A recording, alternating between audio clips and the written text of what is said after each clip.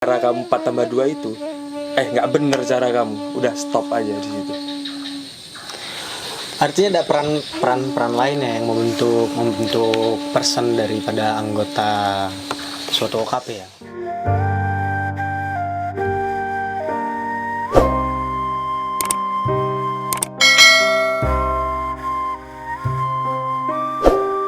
Kita juga kan nggak mendapat gambaran yang jelas apa sih yang sudah dilakukan oleh OKP.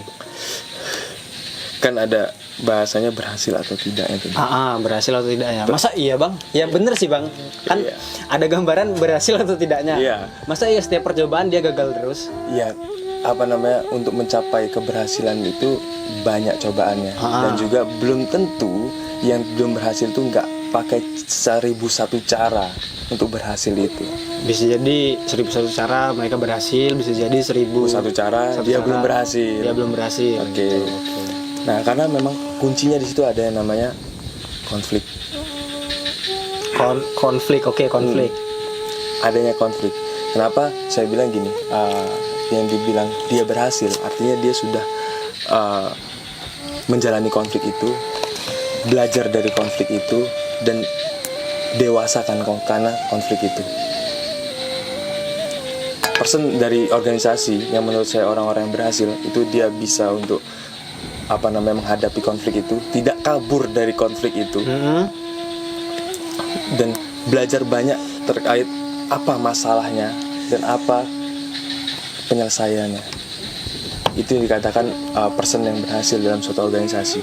Berarti setiap ada konflik ambil aja hikmahnya gitu ya bang ya. Iya. Iya, bukan cuma hikmahnya sih. Terus gak kan sebenarnya repot kalau dia ada konflik nih. Oke.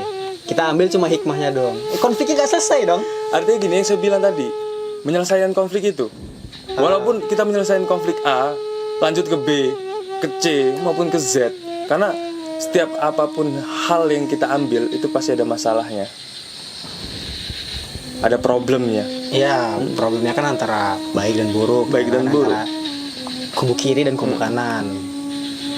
Itu yang kenapa saya bilang kita harus mengembalikan pemuda ke era yang bisa dibilang pemuda yang nekat. Karena mau baik atau misalnya buruk, coba aja dulu. Kita nggak tahu hasilnya itu baik atau buruk, atau berhasil atau tidak. Maksudnya gimana? Dicoba aja dulu. Misalnya gini, ada masalah apa, dan misalnya kita terlibat dalam masalah itu, ya selesain. Kita jangan takut kalau misalnya kita masuk dalam masalah itu kita kena dampak apa.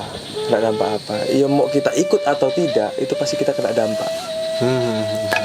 Karena sekarang itu kurangnya pemuda-pemuda yang nekat menurut saya. Tapi nekatnya bisa dibilang nggak asal-asalan ya. Maksudnya mereka punya gambaran, punya teori-teori, punya pengetahuan, baru mereka berjalan gitu ya. Oke. Artinya ada hal yang belum selesai dari setiap person anggotanya, sehingganya setiap konflik itu tidak menemukan titik selesai, tapi malah menambah masalah gitu. Itu sebuah ganjalan juga ketika OKP ingin bergerak maju untuk daerahnya. Oh, seperti itu. Karena kalau bisa dibilang jangan kan memajukan daerahnya ya. Sedangkan untuk memajukan OKP-nya masing-masing aja itu sudah banyak konflik, karena terlalu ribut akan konflik-konflik tersebut daripada untuk mikirin apa sih tujuan lo di situ. Bukan tujuan, kalau misalkan dari setiap person punya tujuan ya konflik itu wajar terjadi bang. Ya. Kalau jadi gini, tujuan lo masuk organisasi dan tujuan organisasi itu itu untuk apa? Berarti harus dibedakan kan? Iya. Antara tujuan personnya sama tujuan daripada organisasinya. Itu agak sedikit menurut saya dibedakan, karena kalau misalnya dia menggunakan organisasi itu hanya untuk kepentingan pribadi, itu ya nggak bagus. Kepentingan pribadi itu maksudnya? Artinya begini, ada hal apa yang penting pribadi gue dapat sesuatu dari hal yang sudah dilakukan organisasi. Jadi dia cenderung mengedepankan egonya gitu. Iya. Ya terserah lo orang mau jempalian di wadah itu, mau salto mau berenang. Ya gue ngambil enaknya aja. Yang penting gue dapat manisnya gitu. gitu. Habis manis, Bah dibuang, sepahnya dibakar. dibakar. Iya. Enak dong bagi-bagi dia. Oke, itu untuk OKP-OKP-nya. Nah, yang sekarang ini Bang, kalau lo lihat gimana perkembangan pemuda-pemuda di era digital ini? Kira-kira lo ngelihat nggak ada peluang daripada pemuda untuk mereka terjun langsung ke era yang saat ini? Peluangnya banyak banget. Peluangnya banyak. Karena saya bilang gini, saingan kita itu hanya dengan persen pemuda yang lainnya, bukan lagi saingan kita dengan yang tua. Oke. Karena saingan kita antara pemuda satu dengan yang lainnya aja. Karena apa? Di era sekarang itu pemuda inovatif, Oke, yang inovatif. yang nekat, dan yang jelas punya visi misi, dia akan maju. Peluangnya besar kalau misalnya pemuda punya kunci yang saya bilang tadi. Tapi kalau memang oke, pemuda itu saingannya cuma dengan pemuda yang lain. Bagaimana dengan pemuda-pemuda yang dia memang Tanggung. bukan tanggung ya. Sebenarnya saingan dia ketika dia melihat kemudian menyingkap seseorang gitu, pasti kan ada backgroundnya nih. Di belakangnya nih ada siapa gitu. Itu kan pasti sering terjadi kan. Iya. Kenapa kalau di setiap OKP gitu misalkan ada perbedaan antara si A dengan si B, ideologinya kenapa kok berbeda gitu?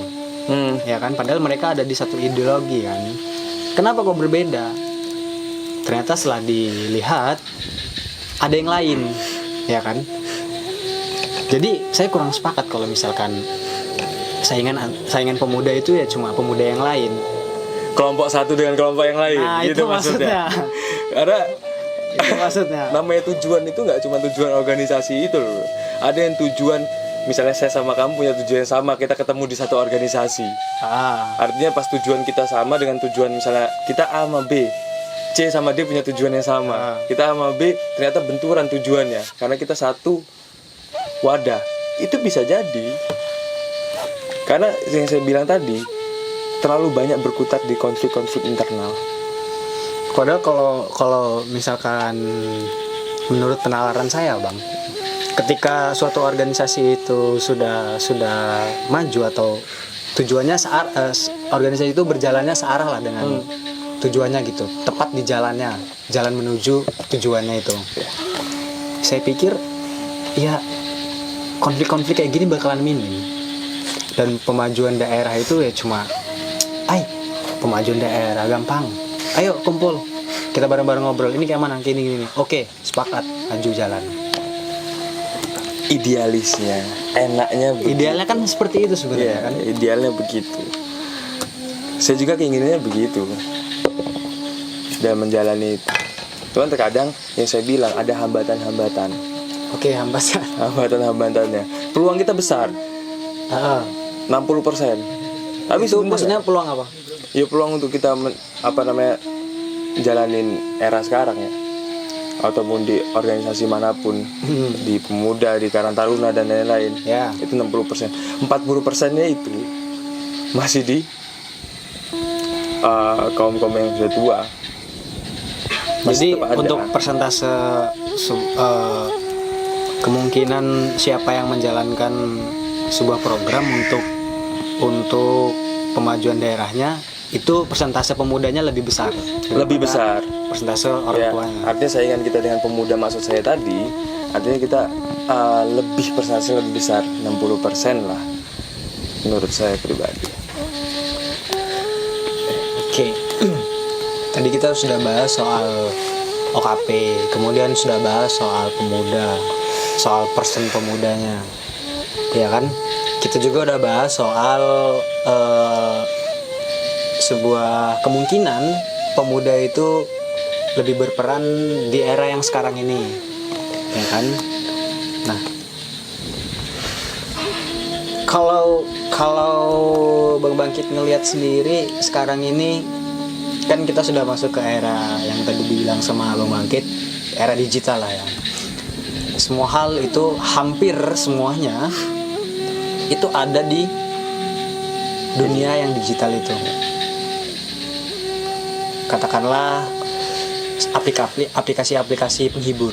Iya. Ya kan? Memang bisa. Kalau pemuda yang dia terjun atau dia berada atau kecanduan untuk media-media hiburan itu, memang adakah peluang untuk kemajuan daerahnya? Bisa aja, Dim. Bisa. Tergantung, saya bilang begini. Ada wadah untuk mereka ngaplikasi ini tuh. Karena contoh begini, sekarang kita nggak bisa juga kayak misalnya monoton terkait hal-hal kuno ya. Sekarang kan banyak mereka kayak misalnya lebih ke PUBG Mobile, terus Mobile Legends, dan lain-lain ya. Misalnya bisa dibilang game lah. Nah, kita megang wadahnya nih misalnya Karang Taruna. Kenapa nggak kita memang fokus di situ, kita buat fokuskan lagi mereka di situ untuk ibaratnya lebih maju lagi, nggak cuman mabar di tongkrongan masing-masing aja,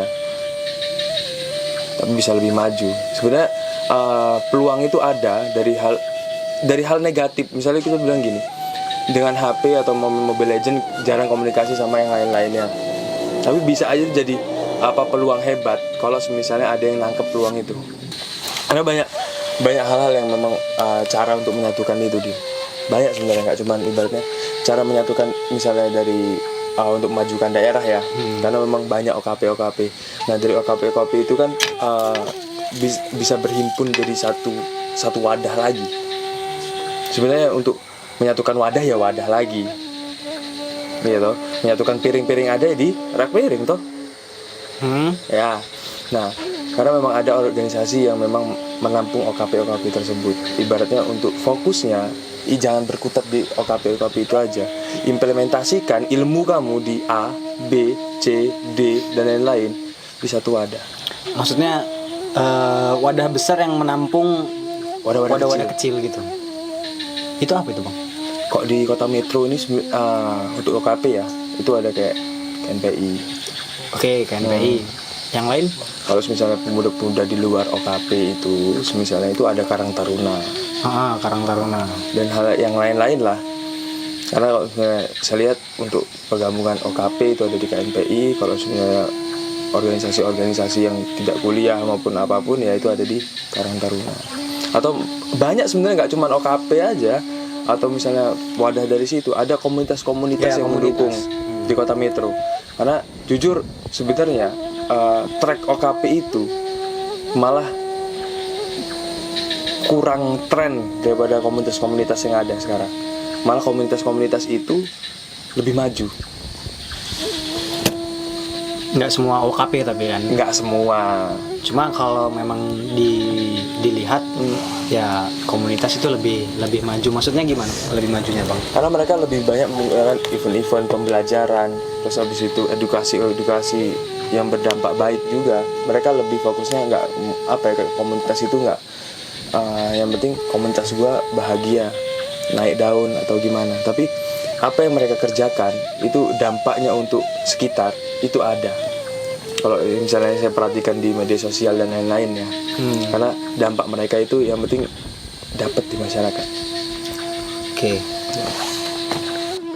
Oke, closing statement, Bang. Dikit aja. Berani aja kalau punya gagasan. Oke, berani. Oke, kawan-kawan, cukup itu aja dan closing statement dari Bang Bangkit ya. Bang Bangkit ini selain dia sudah mulai berupaya untuk memperbaiki pola hidupnya karena dia sebentar lagi bakal menjadi seorang suami. Kita doakan saja supaya lancar-lancar sampai dengan hari hanya sampai ia tua nanti, ya kan? Amin. Bang Bangkit cuma pengen supaya ada gagasan. Pemuda harus punya gagasan. Pemuda harus punya gagasan. Oke. Saya pikir itu aja kawan-kawan. Jangan lupa untuk dukung terus Delik Bambu, sembunyi-sembunyi menyingkap yang tersembunyi. supaya channelnya nanti banyak yang nonton ya kan. Amin. Kita juga lebih semangat untuk buat obrolan-obrolan lain, obrolan santai yang lain. Oke kawan-kawan, selamat malam. Rahayu, rahayu, rahayu. Terima kasih.